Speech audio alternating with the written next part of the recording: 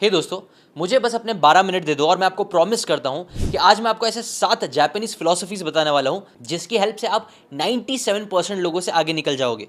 और ये सिर्फ फिलोसॉफिकल बात नहीं है, इसके पीछे हार्ड हिटिंग फैक्ट्स भी मैं आपके साथ शेयर करूंगा। फैक्चुअली आप कैसे ये चीज कर सकते हो और ये करने के लिए हम जापानीज फिलोसफी क्यों यूज कर रहे हैं। वेल, जापान एक ऐसा देश है जहां साल में 1500 से भी ज्यादा अर्थक्वेक्स आते हैं। ये वही देश है जिसके ऊपर 2 बार से ज्यादा न्यूक्लियर बॉम्ब गिराया गया है, जहाँ पे नेचुरल डिजास्टर्स, इकोनॉमिक कोलैप्सेस आए हैं।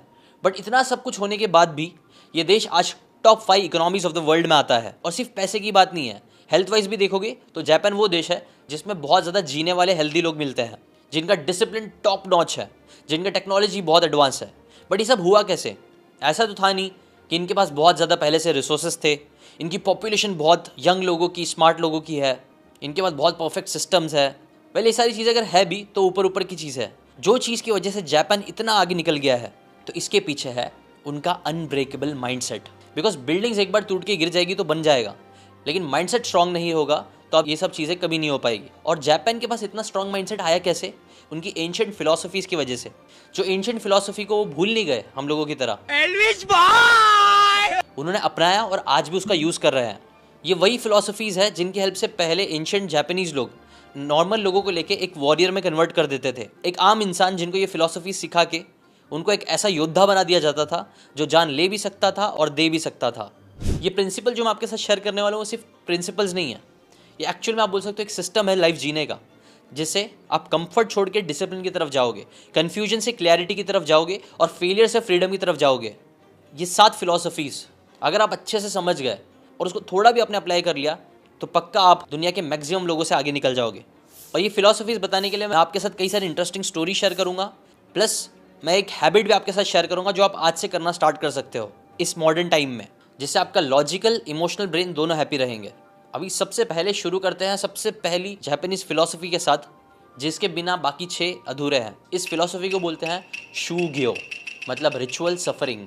आपने कई बार ऐसे मॉन्क्स को देखा होगा जो लोग फिजिकली बहुत ज़्यादा चैलेंजिंग चीज़ें करते रहते हैं, जैसे अपनी गर्दन से हैवी कार्ड्स को खींचना, थाउजेंड्स ऑफ टाइम्स किसी पेड़ में पंच मारना ताकि उनके आयरन फिस्ट बन सके, ऐसी फ्लेक्सिबिलिटी अचीव करना जिससे कि वो अपने बॉडी को पेपर की तरह मोड़ सके। ऐसे ही कुछ मॉन्क्स है ना एक और फिजिकली चैलेंजिंग काम करते हैं, जहाँ पे वो ठंड के मौसम में फ्रीजिंग वाटरफॉल होता है, वो वहाँ पे जाके आराम से बैठ जाते हैं। उनका बदन कई बार कांपता है, वो थरथराते हैं, रूह कपा देने वाली जो ठंडी होती है ना, वैसी ठंडी में वो वाटरफॉल के सामने जाके बैठते हैं और शांत बैठे रहते हैं। उनका पूरे बदन में कपकपी आती है बट स्टिल वो लोग हिलते नहीं हैं। अब आप बोलेंगे यार ये ऐसे टॉर्चर करते ही क्यों है? वेल, ये टॉर्चर नहीं है, ये है शूग्यो, एक ऐसी ट्रेनिंग जो आपको पहले अंदर से तोड़ती है और फिर दोबारा और मजबूत बनाती है। देखो, आज के ज़माने में 99% लोग डिस्कम्फर्ट से भागने पे फोकस करते हैं। ज़रा सी गर्मी लगी, भाई एसी चालू कर दो, थोड़ा सा भी बोर हुआ फ़ोन उठा लो, भूख लगी है फटाक से कुछ ऑर्डर दे दो ऑनलाइन। जबकि जापानीज फिलोसफीज थी ना, वो ये जानती है कि कंफर्ट इंसान को बहुत कमज़ोर बना देता है, इसीलिए वो जिंदगी को एक डोजो की तरह जीने की कोशिश करते थे और तकलीफ को ही अपनी प्रैक्टिस समझते थे। वो ऑब्स्टेकल को ऑब्स्टेकल नहीं बल्कि ऑब्स्टेकल को रास्ता समझते थे जीने का। हगाकुरु में लिखा हुआ है कि the way of samurai is found in death. और इसका मतलब ये नहीं है कि डेथ मतलब मरी जाना। डेथ का मतलब है अपने कंफर्ट लविंग वर्जन को मार देना, और कंफर्ट को मारने का वन ऑफ द बेस्ट तरीका है डिसिप्लिन। मियामोटो मुसाशी, जिन्होंने 60 से ज्यादा डुएल जीते हैं, वो सिर्फ तलवार नहीं चलाते थे, वो कैलीग्राफी भी करते थे। क्यों? क्योंकि एक परफेक्ट ब्रश स्ट्रोक बनाने के लिए वही डिसिप्लिन चाहिए जो परफेक्ट स्वॉर्ड चलाने के लिए चाहिए होता है, जो बोरिंग होता है, टायरिंग होता है, बट जो वॉरियर्स वे होता है। इसलिए आप भी शूग्यो को अपनी लाइफ में लाना स्टार्ट करो। जानबूझ के डिस्कम्फर्ट की तरफ आगे बढ़ो, भागो मत उससे, डिस्कम्फर्ट की तरफ जाओ। ठंडी लग रही है फिर भी ठंडे पानी से नहाओ। एक दिन बिना पंखे के बैठने की कोशिश करो, बिना फ़ोन के 20 मिनट आधे घंटे बैठने की कोशिश करो। और ये सब कुछ नहीं हो रहा तो छोड़ो, एक्सरसाइज करना स्टार्ट करो। आपको पता है सिर्फ 23% लोग ही हैं जो एक्सरसाइज रेगुलरली करते हैं। सो अगर आप सिर्फ ये एक आदत, आज मॉडर्न टाइप का शूग्यो ही है अपने आप को जिम में जाके तोड़ना, तो इससे आप 77% लोगों से आगे निकल जाओगे। ये चीज़ को आपको करना है डिसिप्लिन के साथ। और एक बात और याद रखो, discipline without direction is just suffering. But हाँ, आपको बस बिना मीनिंग के सफरिंग नहीं करना, उसके पीछे एक मीनिंग होना चाहिए, और वो मीनिंग मिलता है प्रिंसिपल नंबर 2 से, जिसे बोलते हैं इकिगाई, योर पर्पस योर पुल।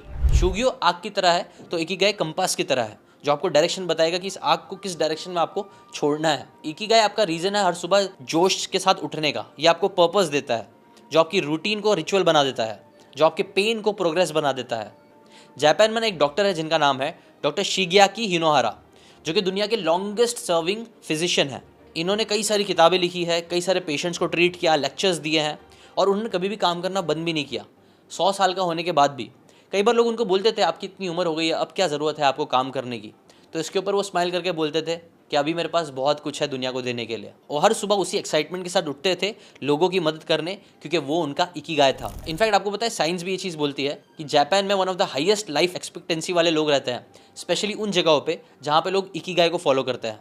इसलिए आप भी कोई एक चीज़ पकड़ो और उसको पूरे दिल के साथ करने की कोशिश करो, अपना इकिगाई फाइंड आउट करने की कोशिश करो, क्योंकि 92% लोग गोल्स तो बनाते हैं बट उस पर टिकते नहीं हैं, उसको छोड़ देते हैं। स्पेशली आज के टाइम पे जहाँ पे हर कोई आपको अपनी तरफ खींचने की कोशिश कर रहा है, आपका फोकस आपसे छीनने की कोशिश कर रहा है, और इसी रीज़न से वजह से ना कई बार इकिगाई भी फ्रस्ट्रेशन में बदल सकता है। इसीलिए नेक्स्ट प्रिंसिपल को ज़रूर समझना ताकि इकिगाई फ्रस्ट्रेशन में ना बदले। थर्ड प्रिंसिपल क्या है?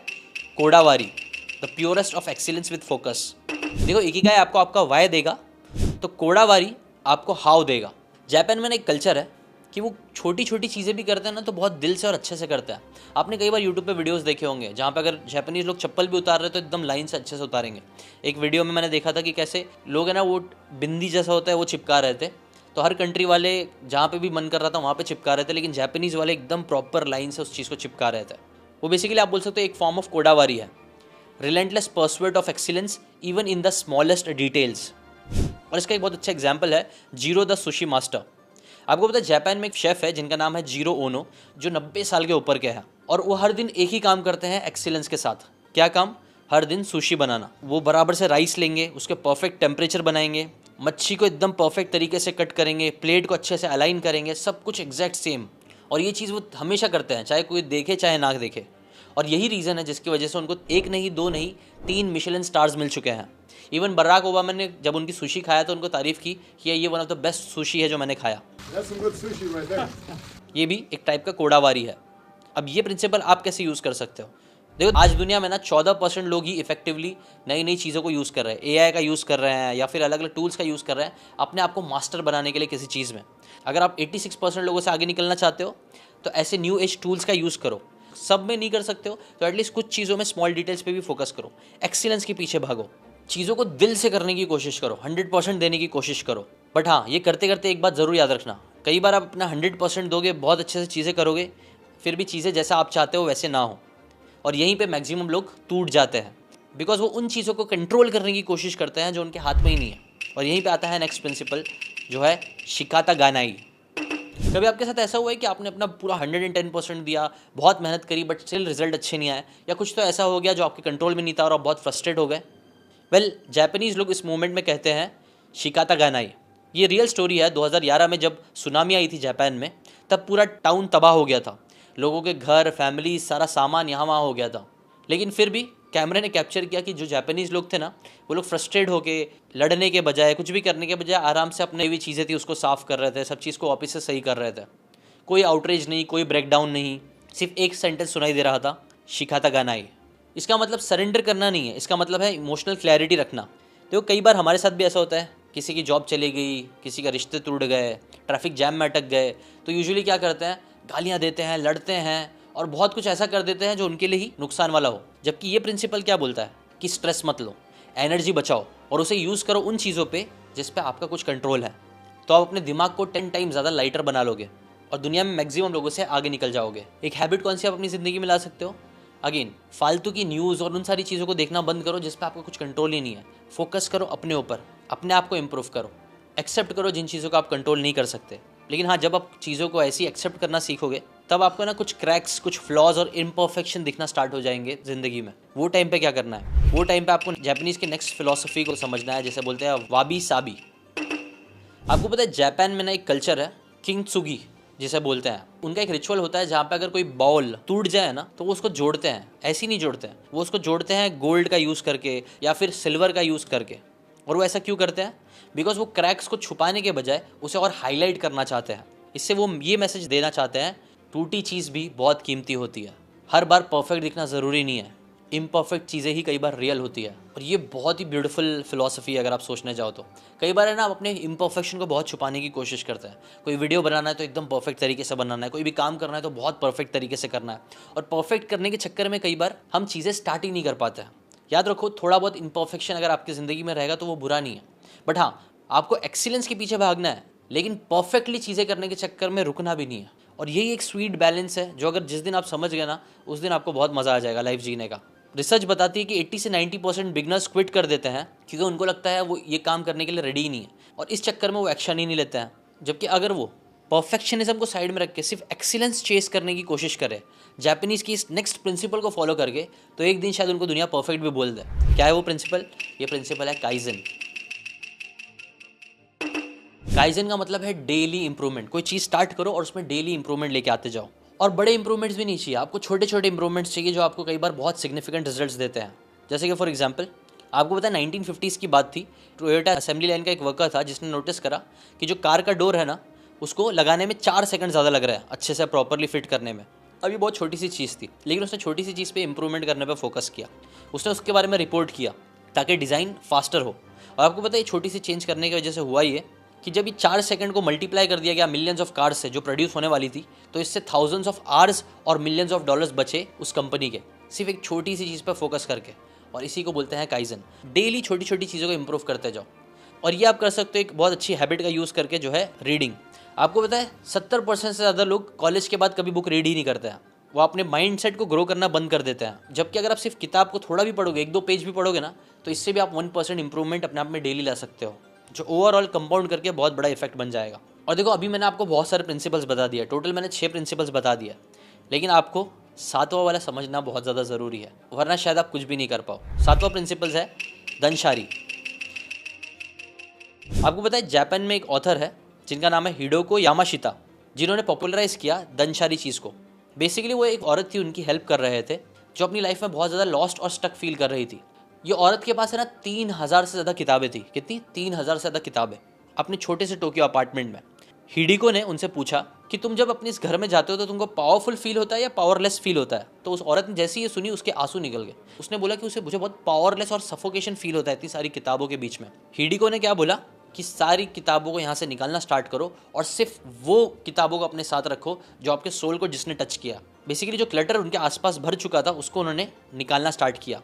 और जब उन्होंने इसको निकालना स्टार्ट किया तो उनका दिमाग शांत होना स्टार्ट हुआ। उन्होंने अपनी टॉक्सिक जॉब जो उनकी थी उसको छोड़ दिया, आर्ट्स पे फोकस करना स्टार्ट किया। उन्होंने बोला कि मैंने उस दिन अपने सिर्फ घर को ही नहीं साफ़ किया, बल्कि अपने दिमाग को और अपनी आइडेंटिटी को साफ कर डाला। और यही है danshari, letting go of what you don't need to discover who you really are. Goodbye things by Fumio Sasaki.